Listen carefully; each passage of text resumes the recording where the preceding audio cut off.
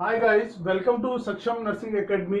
और यहाँ पर हम लाए हैं कम्युनिटी से रिलेटेड काफी इंपॉर्टेंट टॉपिक्स के बारे में हाइलाइट्स और इनको शॉर्ट रूप में आपको कैसे इसको फटाफट किसी भी टॉपिक को कम्युनिटी या पब्लिक हेल्थ के टॉपिक को आप इजीली समझ सकें, इस प्रकार के इस प्लेटफॉर्म पर आपके लिए ये अलग अलग टाइप के वीडियोस आपके सामने आए हैं। आज हम जो टॉपिक लेने वाले हैं दोस्तों, आपने इम्यूनिटी के अंदर आजकल जो सबसे प्रचलित वर्ड है इम्यूनिटी इम्यूनिटी इम्यूनिटी, इसके अंदर भी आपने बहुत सारा कॉमनली कुछ वर्ड का अक्सर सुना होगा, एंटीजन एंटीजन और एंटीबॉडी, एंटीजन और एंटीबॉडी। तो दोस्तों आज का जो टॉपिक है अपना वो एंटीजन के ऊपर है और एंटीजन के साथ ही अपन क्लास को स्टार्ट करेंगे।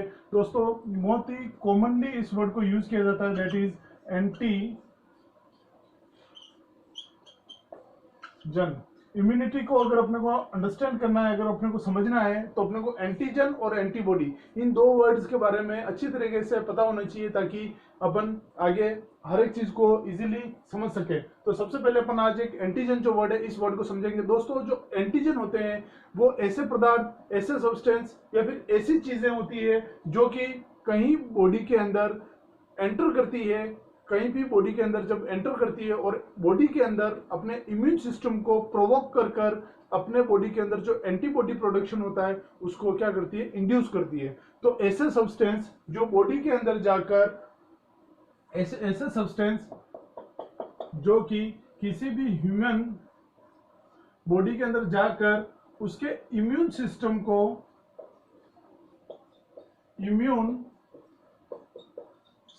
को क्या करती है, प्रोवोक करती है, उत्तेजित करती है, स्टिमुलेट करती है। और इस प्रोवोक होने के कारण, इस इम्यून सिस्टम के अंदर प्रोवोक होने के कारण इसके अंदर जो विभिन्न प्रकार के मैकेनिज्म है, जो सेल्स हैं, उन सेल्स के द्वारा क्या किया जाता है, एंटीबॉडी का निर्माण किया जाता है, एंटीबॉडी का इनके अगेंस्ट में निर्माण किया जाता है। और ये एंटीबॉडी इस एंटीजन को क्या करते हैं, डिस्ट्रॉय करने के लिए बनते हैं, डिस्ट्रॉय करने के लिए इस प्रकार के एंटीबॉडी का निर्माण होता है।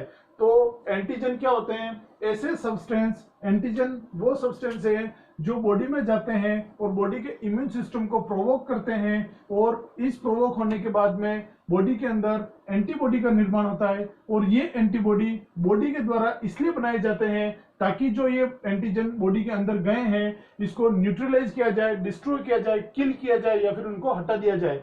ताकि जैसे कि माना कि किसी भी बीमारी के ये वायरस हैं, किसी भी बीमारी के वायरस हैं, बैक्टीरिया है, फंगई है, कुछ भी है, किसी भी बीमारी का अगर ये एजेंट है और ये एजेंट बॉडी के अंदर जब जाता है तब बॉडी के अंदर जाकर वो अपने अंदर बीमारी डेवलप करने की कोशिश करता है। और जैसे ही बीमारी डेवलप होने की कोशिश करता है इसका मतलब अपने इम्यून जो सिस्टम है ये क्या होगा, उसके अगेंस्ट काम करेगा। और जैसे ही ये काम करेगा तब इम्यून सिस्टम के अंदर जो सेल्स हैं, जो सिस्टम है, उन सिस्टम के द्वारा क्या होता है, एंटीबॉडी का निर्माण होगा। और ये एंटीबॉडी इसके अगेंस्ट बन रहे हैं, इसको मारने के लिए बनते हैं। तो ये एंटीबॉडी क्या करेंगे, ये एंटीबॉडी तैयार होकर इसके अगेंस्ट इससे फाइट करेंगे और इसको क्या करेंगे, डिस्ट्रॉय करेंगे, किल करेंगे, इसको हटाने की कोशिश करेंगे और बॉडी से बाहर निकालने की कोशिश करेंगे। जिससे क्या होगा, अपनी जो बीमारी है या बीमारी फटाफट से वो बॉडी कोशिश करती है फटाफट से होने की। तो इस प्रकार से अपनी बॉडी क्या करती है, कोशिश करती है।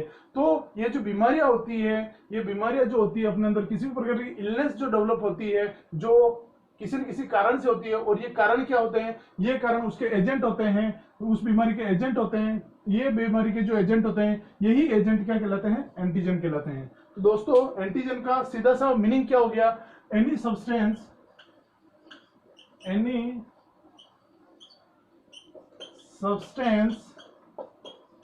that provoke our immune system। ठीक है, तो दोस्तों ये एक ही वर्ड में अपने को समझ में आ गया। अब any substance that provoke immune system, और ये क्या क्या हो सकते हैं, it can be bacteria,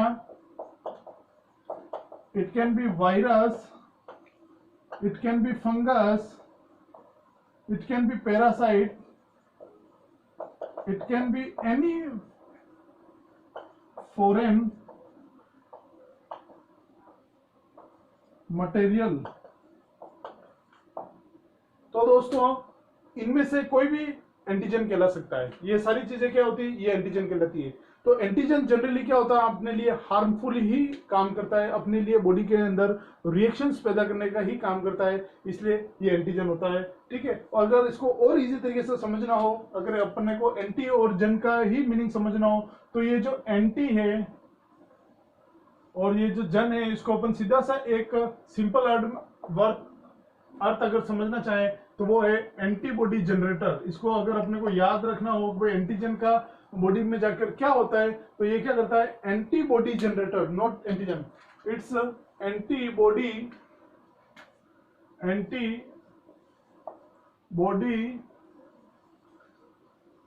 generator. ये क्या कहलाता है, एंटीबॉडी जनरेटर होते हैं, क्योंकि बॉडी के अंदर जब जाते हैं इम्यून सिस्टम प्रोवोक होता है और एंटीबॉडी का निर्माण होता है इसको अगेंस्ट पे, इसको किल करने के लिए, इसको डिस्ट्रॉय करने के लिए। ठीक है, ताकि बीमारी को जल्दी से जल्दी सही किया जा सके या फिर बीमारी को इनिशियल लेवल पर ही खत्म कर दिया जाए बॉडी के नेचुरल सिस्टम के द्वारा। ठीक है, तो दोस्तों ये जो एंटीजन है, ये एंटीजन बॉडी के अंदर दो प्रकार के होते हैं। अच्छा, ये जो एंटीजन होते हैं मोस्टली कॉन्जुगेटेड प्रोटीन के बने होते हैं। ये मोस्टली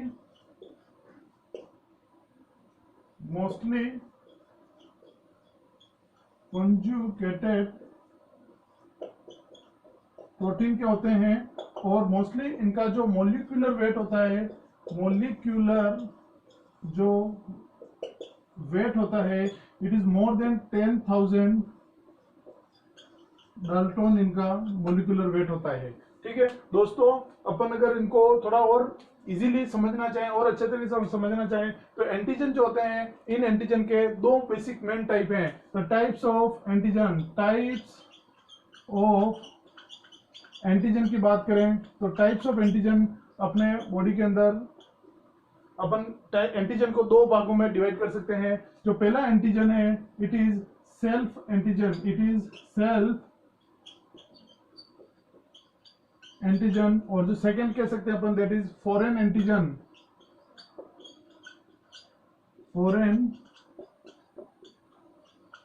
दोस्तों ये दो प्रकार के अपन एंटीजन की बात की यहाँ पे, सेल्फ एंटीजन और फॉरेन एंटीजन। तो ये जो सेल्फ एंटीजन है दोस्तों, इस सेल्फ एंटीजन को फ्रेंड एंटीजन भी कहा जाता है। बहुत ही इंपॉर्टेंट है, क्वेश्चन आया हुआ है, इसलिए आपको ध्यान रखना चाहिए कि सेल्फ एंटीजन को और कौन सा एंटीजन कहते हैं। It is friend antigen, FRIEND, friend antigen भी कहा जाता है। और जो अपना जो फॉरेन एंटीजन है, इस फॉरेन एंटीजन को नॉन सेल्फ एंटीजन भी कहा जाता है, नॉन सेल्फ एंटीजन भी कहा जाता है। दोस्तों इनके नाम से ही पता चल रहा है कि किस प्रकार का एंटीजन है।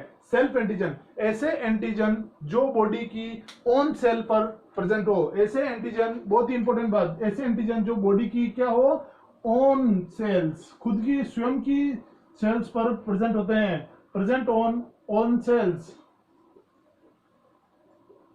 Present on cells of body,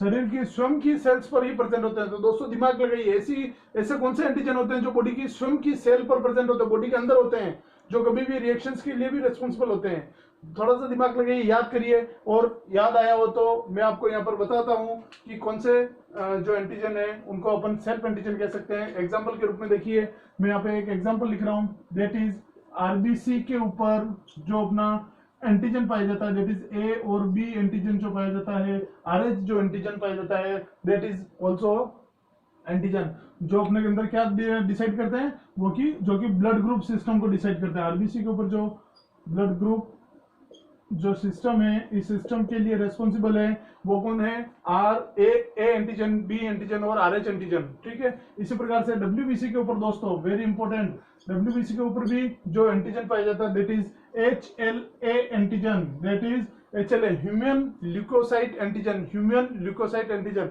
इसी प्रकार से एक और एग्जांपल फ्रेंड्स, वो एग्जांपल है अपना सीधा सा प्रोस्टेट के ऊपर, प्रोस्टेट के ऊपर पाया जाने वाला that is PSA antigen, PSA prostate surface antigen. ऐसे अनेक प्रकार के एंटीजन है जो बॉडी के अंदर प्रेजेंट होते हैं, और जी उन एंटीजन को वो जनरली अपने लिए हार्मफुल नहीं होते हैं, लेकिन एक इंडिकेटर के रूप में काम करते हैं। सो दोस्तों ऐसे इंडिकेटर्स को भी अपन क्या कहते हैं, जो बॉडी की ऑन सेल्स पर प्रेजेंट होते हैं, ऐसे एंटीजन को क्या कहते हैं अपने फ्रेंड एंटीजन, क्योंकि वो अपने साथ रह रहे हैं, इसीलिए इसको क्या कहा गया, सेल्फ एंटीजन भी कहा गया है। फ्रेंड्स नेक्स्ट अपन देखते हैं फॉरेन एंटीजन। फॉरेन एंटीजन को अपन ने क्या कहा, नॉन सेल्फ एंटीजन, मतलब सीधी सी बात है, फॉरेन की बात हुई तो मतलब बाहर की बात हुई है। यहाँ पे एक स्पेशली ध्यान रखना, फॉरेन की बात हुई तो मतलब बाहर की बात हुई। ऐसे एंटीजन जो बॉडी के अंदर कहीं बाहर से अंदर की तरफ आ रहे हैं, कहीं बाहर से अंदर की तरफ करते हैं, invades from outside of body, invade from outside of body. दोस्तों यहाँ पे देखिए क्या सिंपल सा अर्थ है, फॉरेन एंटीजन कौन सा एंटीजन, ऐसे एंटीजन जो बॉडी के अंदर कहां से, बाहर की तरफ से, आउटसाइड से बॉडी के अंदर एंट्री करते हैं, enters from outside of the body. यहाँ पे देखिए सीधा से इस एग्जांपल में ये एक आदमी की है, तो ये एंटीजन जो बाहर से अंदर की तरफ जाएंगे तो ऐसे एंटीजन क्या कहलाएंगे, फॉरेन एंटीजन। और इस एंटीजन के प्रकार आपको समझाने की जरूरत नहीं है, सभी जने जानते हैं। ऐसे एंटीजन जो कि बाहर की तरफ से आते हैं वो कौन कौन से हो सकते हैं, ये बैक्टीरिया हो सकते हैं, वायरस हो सकते हैं, फंगस हो सकते हैं, पैरासाइट हो सकते हैं, और कोई भी फॉरेन मटेरियल जो बॉडी को हार्मफुल करता है, that is known as antigen. और वो कौन सा एंटीजन होता है, दैट इज फॉरेन एंटीजन। तो एग्जांपल के रूप में इसमें अपन क्या लिखेंगे, सीधा सा अपन एग्जांपल के रूप में लिखेंगे, ऐसे एग्जांपल के रूप में लिखेंगे अपन, क्या लिखेंगे, बैक्टीरिया, वायरस, फंगस एटसेट्रा।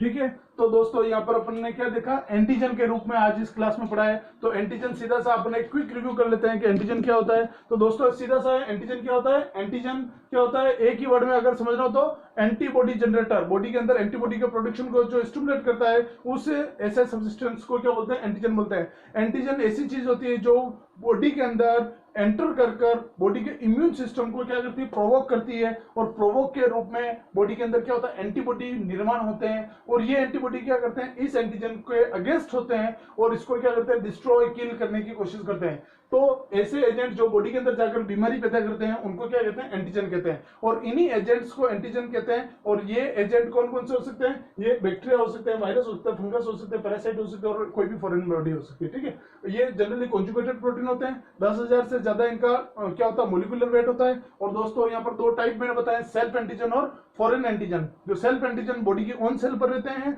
जैसे कि WBC पर ह्यूमन ल्यूकोसाइट एंटीजन, प्रोस्टेट के ऊपर PSA एंटीजन, और RBC के ऊपर A, B और RH जो एंटीजन पाए जाते हैं वो। ठीक है, इसी प्रकार से फॉरेन एंटीजन ऐसे एंटीजन जो बॉडी के अंदर आउटसाइड से एंट्री करते हैं। दोस्तों इसी प्रकार से अनेक बहुत सारे कम्युनिटी से रिलेटेड बहुत सारे ऐसे पब्लिक हेल्थ के रिलेटेड टॉपिक्स हैं जो कि कॉम्पिटिटिव पॉइंट ऑफ व्यू से और आपके स्टडी पॉइंट ऑफ व्यू से भी काफी इंपॉर्टेंट है। दोस्तों यहाँ पर इस प्लेटफॉर्म पर आपको शॉर्ट रूप में काफी सारे वीडियोस देखने को मिलेंगे, अच्छे टॉपिक्स यहाँ पे क्लियर होंगे। इसलिए इस वीडियो को ज्यादा से ज्यादा लाइक करें, शेयर करें, सब्सक्राइब करें, कमेंट करें, और ज्यादा से ज्यादा अपने फ्रेंड सर्कल में इस वीडियो को सर्कुलेट करें ताकि मैक्सिमम लोगों को बेनिफिट हो और अच्छे से अच्छे इस चैनल को आगे बढ़ाया जा सके। Thanks a lot, thanks for watching for video, thank you.